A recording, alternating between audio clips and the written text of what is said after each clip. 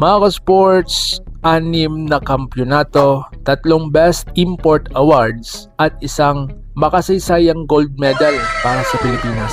Kilalang kilala natin siya bilang Justinoy, ang import na minahal ng buong bansa. Pero sa likod ng kanyang clutch shots at iconic moments, naisip niyo na po ba kung gaano nga ba talaga kayaman si Justin Brownlee? Sa video na ito, sisilipin natin ang kanyang sahod, endorsements, international earnings at ang tunay na halaga ng kanyang tagumpay. Kung trip mo po ang ganitong content, paiwan ng follow at subscribe na din. Tara po, simulan na natin.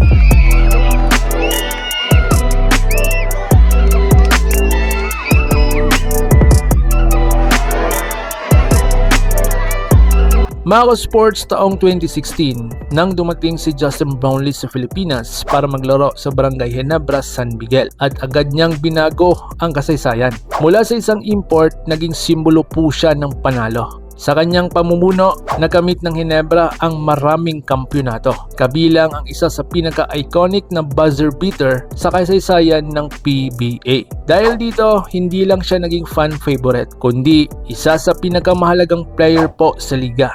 So dito naman tayo sa kanyang PBA salary at bonuses. Ang tanong ngayon, magkano nga ba ang kinikita ni Brownlee sa PBA? Ayon po sa rules, ang maximum salary ng import ay nasa humigit kumulang $20,000 kada buwan o higit kumulang na 1 milyong pesos.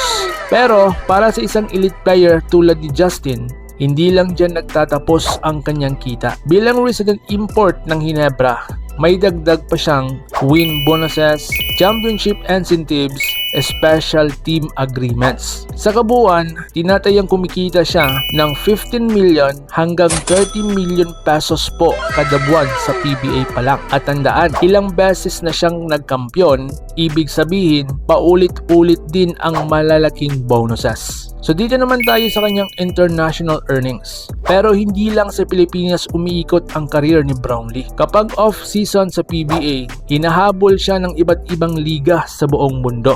Naglaro siya sa Indonesia kasama ang Pelita Jaya at sumabak din siya sa international tournaments tulad ng EASL. Sa mga ganitong liga, mas mataas pa minsan ang bayad kaysa PBA. Dahil dito, lalo pang lumalaki ang kanyang kinikita taon-taon. So dito naman tayo sa Gilas Pilipinas and value. Hindi lang po pera ang nadadagdag kay Brownlee, kundi pati ang kanyang legasiya. Matapos siyang maging naturalized player ng Gilas Pilipinas, tinulungan niya ang bansa na makuha ang gintong medalya sa Asian Games na kung saan isang tagumpay na matagal nang hinihintay ng Pilipinas. Dahil dito, lalo siyang naging mahalaga, hindi lang po bilang player, kundi bilang simbolo ng pagmamahal sa ating inang bayan. So dito naman tayo sa kanyang endorsements and brand deals. At syempre, hindi mawawala ang kanyang mga endorsements. Bilang isa sa pinakasikat na atleta sa Pilipinas, si Brownlee ay may malaking brand deals tulad ng sports brand, gaming platforms, commercial appearances. Ang bawat endorsements na ito ay maaaring nagkakahalaga ng 6 to 7 figures kada buwan. Ibig sabihin, kahit wala siya sa court, kumikita pa rin siya. So ngayon dito naman tayo sa kanyang net worth reveal. Ngayon dumako tayo sa pinaka-inaabangan ng lahat. Ang tinatayang net worth ni Justin Brownlee ngayong 2026 ay nasa humigit kumulang ng 1 milyon hanggang 5 milyong dolyar o humigit kumulang sa ating pera 60 million pesos hanggang 290 million pesos. Oo, tama ang iyong narinig. At kahit ganito nakalaki ang kanyang yaman, nananatili siyang simple.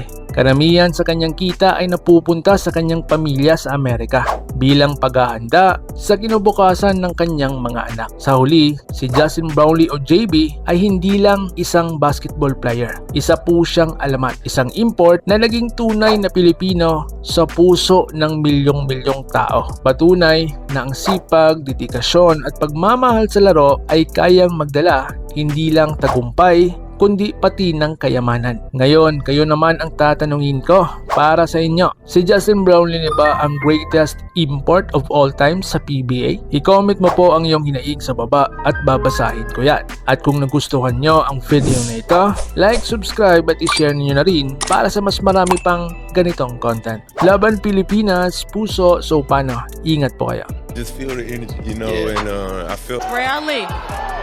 What can he do? With a hand in his face, it rattles in! Just